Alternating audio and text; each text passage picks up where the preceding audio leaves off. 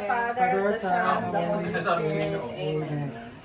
Dear Lord, we thank you for this celebration as we celebrate Trisha's high school graduation. We thank you for guiding her through the years. As she opens a new chapter in her life, we pray and entrust her to you. Guide her always, bless her with a sound mind, good health, and good friends.